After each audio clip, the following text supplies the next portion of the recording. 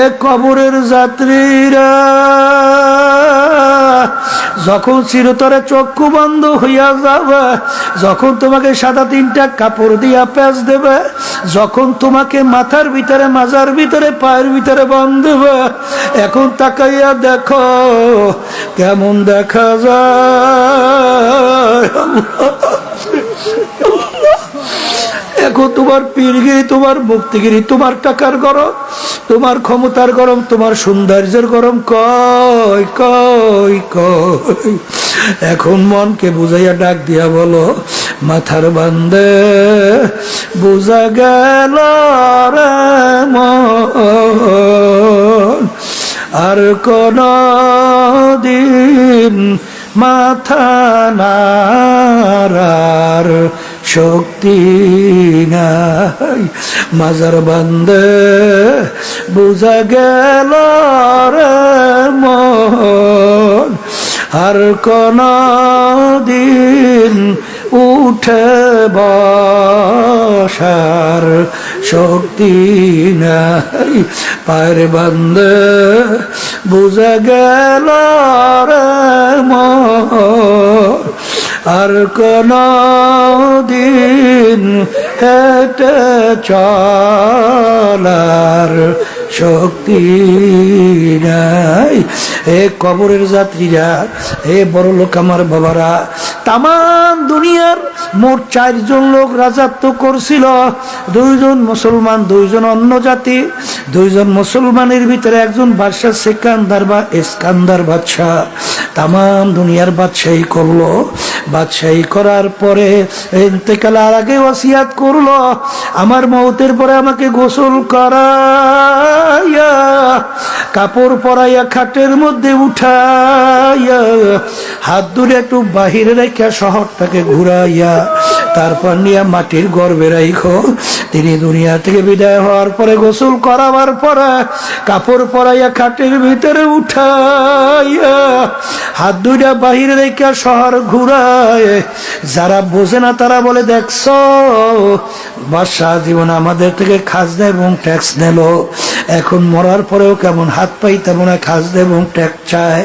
বিজ্ঞ আলেমরা বলে, বোকারা তোরা তো বোঝো নাই, বাদশাহ সেকান্দার ইন্তেকালের আগে ওসিয়াত করছিল মৌতের পরে হাত বাহিরে রেখে ঘুরাই দাফন করার জন্য। তিনি তাম দুনিয়ার মানুষকে বুঝাতে চায়, ও তাম দুনিয়ার মানুষেরা, আমি বাদশাহ সেকান্দারের মতো এত বড় বাদশা মনে হয় দ্বিতীয় আর কেউ হইতে পারবি না। তাম দুনিয়ার বাদশাহী করলাম, কিন্তু আমি যখন কবরে রওনা করলাম, একেবারে 2টা খালি হাত নিয়ে কবরে রওনা করলাম, আর কিছুই নিতে পারলাম না। আরে এমন জায়গায় যাইতে হবে যেই ঘরে নাই বাতি, এমন ঘরে থাকতে হবে যেই ঘরে নাই সাথী। এ আল্লাহর বান্দারা, এ পর্দার আড়ালের মা বোনেরা, আল্লাহ রাসূল সাল্লাল্লাহু আলাইহি ওয়াসাল্লাম বলেন যে প্রত্যেক দিন কবর তোমাদেরকে ডাক দেয়, আর ডাক দিয়া বলে, এই আব্দুল করিম, হে রেজাউল করিম, আনা বাইতুল ওয়াহদা, আনা বাইতুজ জুলমা, আনা বাইতুজ জুর, আমি একাকীর ঘর, আমি অন্ধকারের ঘর, আমি পোকামাকড়ের ঘর। এ কবরের যাত্রীরা, মনকে ভালো করে বুঝা, তারপর কবরে রওনা করো। বাজান, দুনিয়ার যে কোনো কাজে 5 বার যদি কেউ ঠগা, আবার ওই কাজের ভিতরে চেষ্টা করলে জিতবার আশা করা যায়, কিন্তু একবার যদি কেউ কবরে যাইয়া ঠইগা বস, আর দ্বিতীয়বার দুনিয়াতে এসে আপিল কইরা জিতবার কিন্তু আর আশা নাই। এই যে আমার বাজানদেরকে বলবো, এ মুসলমান যারা কালিমা পড়ছ, আল্লাহ রাসূল সাল্লাল্লাহু আলাইহি ওয়াসাল্লাম তার অল্প বয়সে তার দাড়ি মোবারক পাইকে গেল, পিঠ মোবারক গুজা হয়ে গেল। সাহাবায়ে কেরাম বলে, আল্লাহর রাসূল, এত অল্প বয়সে আপনার দাড়ি মোবারক কেন পাকলো, আপনার পিঠ মোবারক কেন গুজা হয়ে গেল? আল্লাহর হাবিব বলেন, ও আমার সাহাবারা, আমি রাসূল যা দেখি তোমরা তো দেখো না, আমি রাসূল যা জানি তোমরা তো জানো না, আমি রাসূল যা শুনি তোমরা তো শোনো না।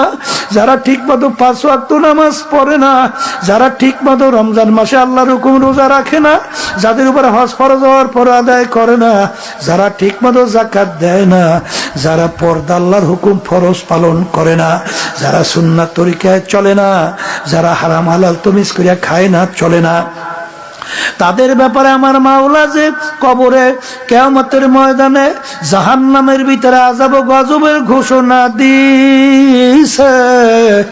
ওই 1 সেকেন্ড আযাব সহ্য করার শক্তি দুনিয়ার কোন মানুষের নাই। আমার উম্মত কিভাবে ওই জাহান্নামের আগুনে জ্বলবে, এই চিন্তা চিন্তা আমি রাসূলের দাড়ি পাইকে গেল, আমি রাসূলের পিঠ গুজা হয়ে গেল। এ কবরের যাত্রীরা, আল্লাহ রাসূল সাল্লাল্লাহু আলাইহি ওয়াসাল্লাম তার নিজের চিন্তা দাঁড়িয়েও পাকে নাই, পিঠ মোবারক গুজা হয় নাই। কোন দুনিয়ার পিছনে পড়ছ, কোন ক্ষমতার পিছনে পড়ছ, কোন সম্পদের পিছনে পড়ছ, কোন সম্মানের পিছনে পড়ছ।